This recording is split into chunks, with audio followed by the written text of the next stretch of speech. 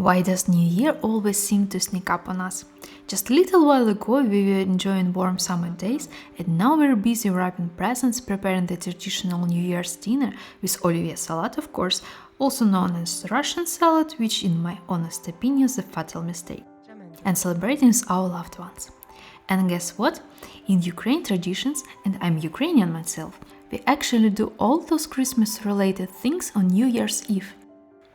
This year we decided not to get a big Christmas tree, so instead I bought some nobilis, cotton, eucalyptus and red berry branches to fill our home with the delightful scent and cozy atmosphere of the winter holidays.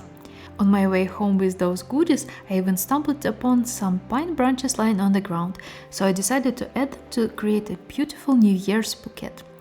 If you're interested in seeing how I put it all together, I'll leave a link to this video in the description.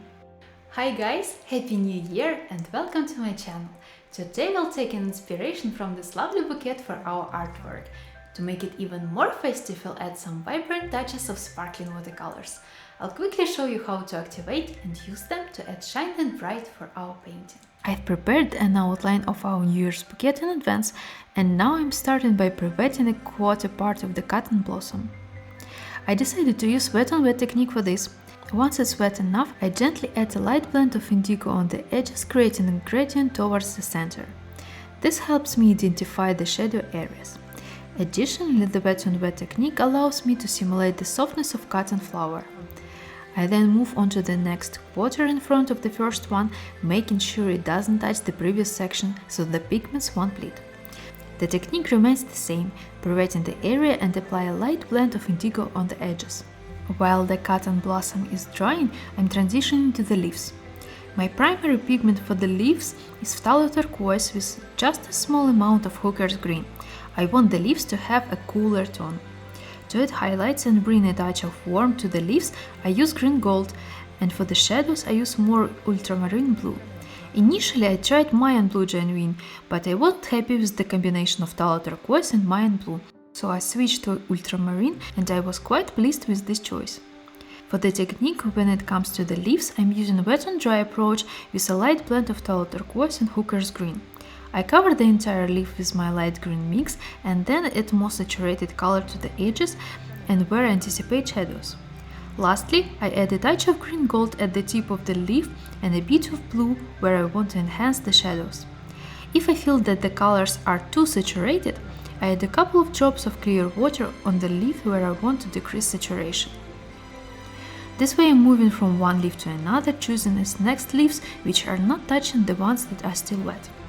When I see that the first two quarters of the cotton blossom are completely dry, I'm finishing the first layer of the second two quarters of cotton blossom. While it's drying, I can return to the leaves and finish the branch. Since I'm drawing in most cases with my right hand, I prefer to move from the left side of the painting to the right side to prevent accidental smudges if I touch the still wet painting.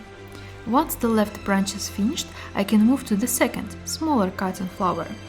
Working with this flower is a bit more complicated because it's much more smaller and I don't have super small brushes at this moment. We'll see if Santa can help me with this year. Anyways, I'm pre-wetting the blossom part using light indigo pigment and wet on wet technique again. Actually, what I noticed is when you plan close to realistic painting, usually you want to use wet on wet technique on the first layer and then go to the wet on dry direction on the next layers. What I mean by that is usually you're using wet on wet technique on the base layer. On the definition layer it happens to use a combination of wet on wet and wet on dry techniques, and on the last accent layer it's better to use wet on dry technique only. It's close to impossible to make accents wet on wet, since you have very little control on how your paint spreads wet on wet. Okay, since the color of water in my glass is greenish and I'm too lazy to change it often, I decided to finish with the second leaves branch before moving to the parts of the painting with warmer shades. Once the leaves are done and completely dried, I'm going to draw the branches themselves. To be honest, I completely forgot which combination of pigments I used to mix the dark brown for the branch. I believe I used indigo with yellow ochre or some other warmer pigment. Almost every time when you need some dark shade, you can bravely use indigo as a base color for the mix. I'm using a super long hair brush in the number 2 from Escoda Perla series. This brush is extremely useful when it's necessary to draw smooth thin lines, but your hands are shaking because it's a very responsible moment. The long hair of this brush levels out hand shaking, and as a result you have pretty thin smooth lines and no one knows that you were nervous. Since we're working on branches, let's also focus on cotton branch. To start, I'm using yellow ochre as the base color for the branch. Then I'm adding burnt umber to the shadow areas, allowing the pigment to spread and mix on the paper. Once this layer is dry, I'm using the same color mix I used for the leaves branches to outline and add accents to the cotton branch. Outlining the blossom of the cotton is a crucial moment. When I need to draw very thin lines, I find it helpful to pause my breathing while I'm drawing the line. It greatly improves the smoothness and confidence of the lines. Right now, I've decided that I should add more color to the shadowed areas. Now let's fill the center of the cotton flower with the same dark brown mix. And now we can move on to the berries. They're super small, so I'm just filling them with the red color. We'll add highlights on the final stages. I'm using deep scarlet as my red color. Oh, I absolutely adore this pigment. It's a beautiful, vibrant red that's absolutely perfect for the New Year paintings. At some point, I decided that I wanted to outline the berries and add more saturated pigment to the shadow side. Initially, I used my Scotta Perla brush from my travel brush set, but it turned out to be too big for the berries, so I switched to my size 2 long hair brush. However, even that brush wasn't quite comfortable because it was too long, so I struggled a bit. Once the outlining is done, it's time to draw a branch for the berries. I'm using the dark brown mix again, since the original branch from my bouquet looks quite dark. I'm being careful to avoid touching the berries as I draw thin branch lines. When the berries branch is complete, it's time to add some definition to the cotton branch. Again, I'm using my dark brown mix. I took a close look at the cotton flower and thought it could use some more volume. To achieve this, I prepared a bit more saturated mix of indigo with clear water. I then carefully added thin strokes to mimic the fibers of the flower in the shadowed areas. Honestly, I wasn't completely satisfied with how it turned out, so I decided to soften the strokes by using just clear water. This technique helped to improve the appearance a bit, but lesson learned, cotton blossom is better to do wet on wet only. Fortunately, in my case, I plan to cover the flower with a sparkling watercolor later on, so the current situation is not a problem and won't be as noticeable in the end. Okay, now it's time for the pine branch.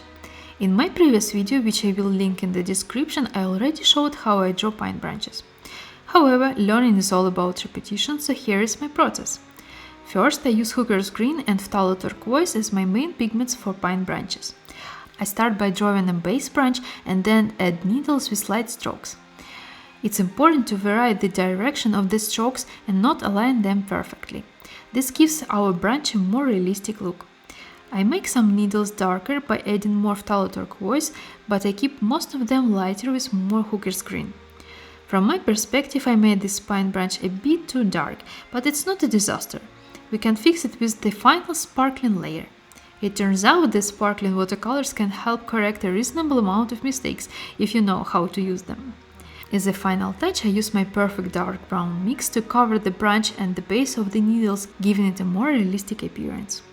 Next, let's add more definition to the leaves. To achieve this, I'm using a mix of Phthalo Turquoise and ultramarine blue with a slightly higher proportion of blue in it. I'm gently applying this resulted color along the edges of the leaves and in the areas that I believe should be in shadows, while leaving the bright side of the leaves untouched. And now let's draw the bow. I'm using my beautiful deep scarlet red that I previously used for the berries. I always try to reuse colors to create a consistent palette. First, I cover the entire bow with the light red color, and then I add more contrasting accents to the shaded areas while leaving the highlights untouched. Lastly, I outline it with more vibrant color because I believe it enhances the visibility of the bow. And now it's the time for the most fun part – sparkling watercolors. I'm using Liselinka's sparkling watercolors in this work. It's handmade watercolors made in Germany. They're cool not only because they're good quality, but the packaging is also something incredible. When you get them for the first time, you understand that they were really made with love. And I need to mention here that it's not a paid advertisement, but my personal opinion. I will leave the link to the Liselinka's shop in the description. I have a pretty good collection of sparkling watercolors, and if you're interested to know more, please like this video and let me know in the comments. Working with sparkling watercolors needs patience. Before you'll be able to draw, you need to put a drop of water to the chosen sparkling watercolor and give it some time to activate. Do not try to draw straight away because you won't get the full saturation of the watercolor, which is not yet activated. Okay, let's continue with our painting. I'm using the beautiful shimmering snow shade from the Make-A-Wish set to paint the cotton blossoms. Oh, I absolutely adore this color. It resembles glistening snow on a sunny winter day. Unfortunately, the camera doesn't capture the enchanting shine.